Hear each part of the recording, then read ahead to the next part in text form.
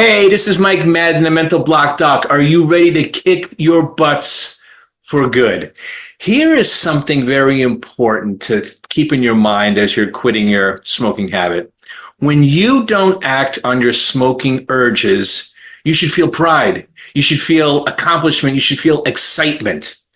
These feelings aren't just about feeling good for feeling good's sake. It actually has a useful neurological function. See, it speeds along brain changes that erases your smoking urges. When you do an action or a behavior that's given attention and significance, it strengthens the connections. Therefore, it only makes sense to find ways to focus positive attention on your accomplishments. Congratulating yourself, sharing your victory with others actually serves to strengthen connections in the prefrontal part of your brain. And it actually weakens the old ones that supports the smoking habit. Focusing your attention elsewhere can actually help the faulty brain pathways change faster.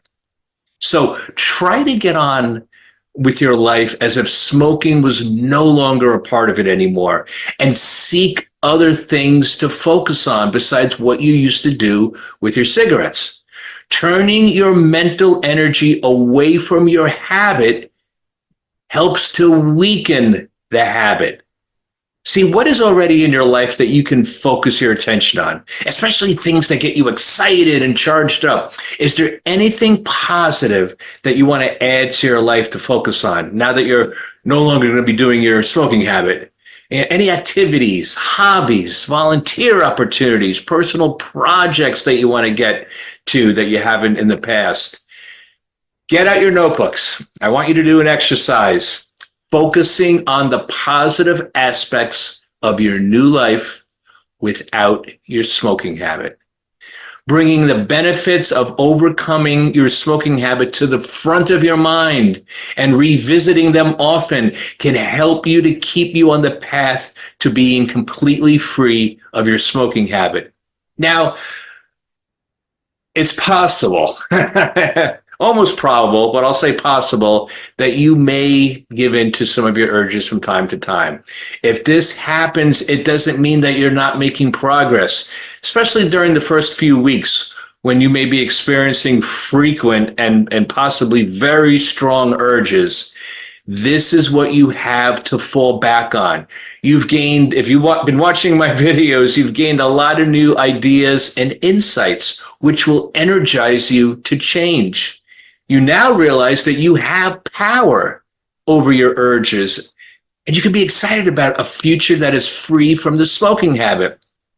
Now, the difference between moving forward to complete freedom and sliding back to old patterns often depends upon how quickly you act on these new ideas. Let's talk about what to do when you're tempted to backslide into the smoking habit. Get out your notebook. I want you to write about what you will do when you experience your very next urge. And I want you to commit to not acting upon it.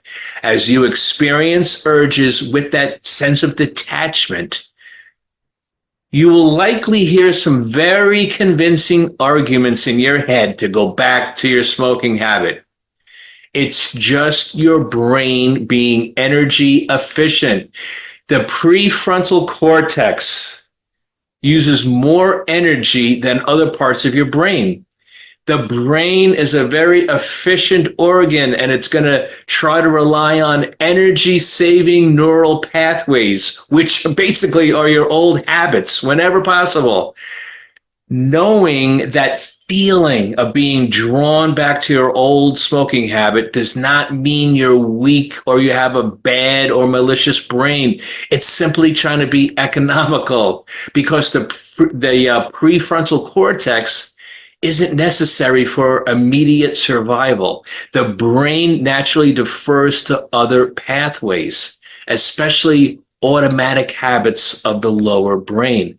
This is why the brain will keep trying to pull you back until changes finally take root and you're free, and being free from your habit, that's your new norm from now on.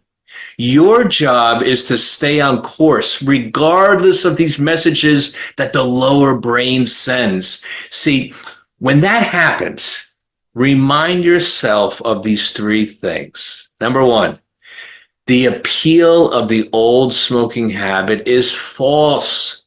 Your brain is just simply being energy efficient. The appeal of the old habit is only temporary. You're not always going to feel the need to do your smoking habit. And if you don't allow yourself to be swayed by these false appeals of your smoking habit, your brain will change and those habits will stop being appealing.